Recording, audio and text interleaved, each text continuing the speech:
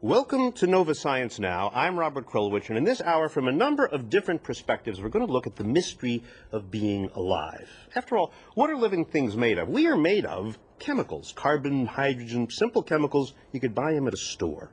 But you put these chemicals together in just the right way, and you get a breathing, living being. Life is not an unfathomable mystery. Scientists say this is a piece of chemical engineering. This is a beautiful chemical machine. And one day they say, we're going to build a creature from scratch, simpler than this. But the surprise is that that day may be getting much, much closer. You know those Hollywood movies? The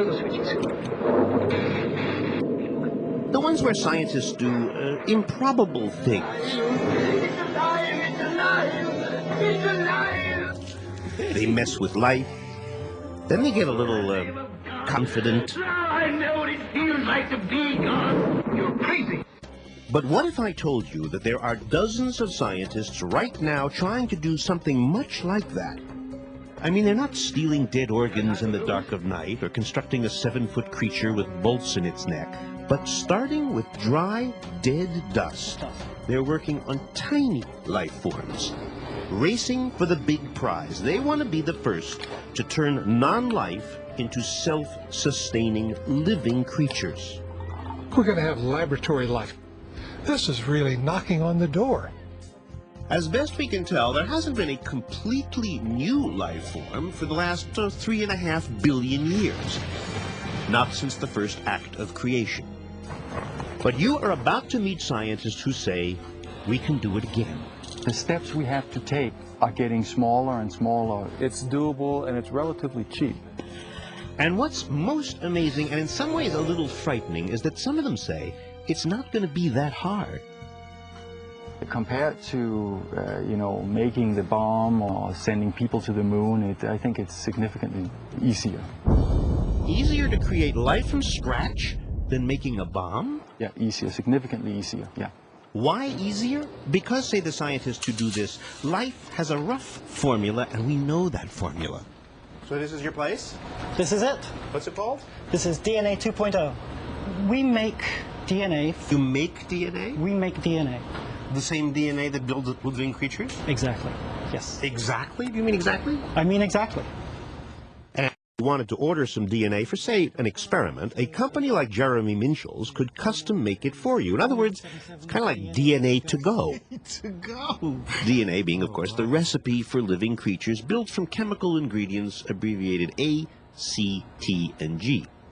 So if I'm a creature, let's suppose I'm a very small creature. I'm not going to be anything immodest like a cat or a mouse, but I'm just a little itty-bitty thing. And you can spell me C-C-C-T-T-T-G-G-G. Do you have all those chemicals here? Absolutely, and we could make you. A bold statement. Well, he doesn't mean that literally, but right away I could tell that Jeremy and I don't look at life the same way. What do you see? When I look at, let's say, jellyfish, I see a weird, pulsing, hairy creature. When he looks at the same thing, at least during business hours, he sees a blueprint, a chemical formula. Those letters carry all of the information that makes us. And while we've known for a while how to read DNA recipes, even cut and splice genetic engineering, now at companies like Jeremy's, they can write recipes, create genes from scratch that never existed. So if I call you up on the phone and say, can you make me something that would, in a living creature, make it glow green, you'd know what I need? Exactly. We would know just what you need. This, for example, is a bottle of tea, standing for thymine. And this is what it looks like. So here we go. It's just powder. It's just powder. Is this in any way alive? This is in no way alive. So this is just dust? Just dust. Not alive. So Jeremy mixes this dust with some liquid chemical, still not alive, and hooks them all up to this machine. So now it's a solution in all these things. It's got the A's, C's, and T's in bottles, tucked in here, and you just type in whatever recipe you want, and the machine pumps out the letters of life. So it'll go C and C and C and T and T and T. That's right. The machine makes dozens of strands of letters, and then some other machines mix them all together, and automatically they self-assemble. They self-organize. In That's the right order. In the right order. Jeremy plugs the completed gene into bacteria, and look at this. The bacteria glow. Our instructions were followed, and it's making green glow. So for about $900, starting literally with chemical dust, we have just made not quite life, but a gene. A gene that never existed before. Then will you mail me the genes? That's exactly what we'll do. So all this is just going around through the mail all the time. That's right. That's what you say. Yeah. This is all new to me. And if it's that easy to construct individual genes from scratch, some of these folks say, well, why stop there? Why not build all the genes to make up a creature? And amazingly, a couple of years ago, scientists created the DNA for a whole virus. They copied the DNA recipe, then got it through the membrane of the cell, and the cell manufactured a burst of new viruses, just like happens in real life. So would this count as life? No, it would not. Sorry, says biologist Francis Collins. Because remember, what you're making in this machine is not life. You're making DNA.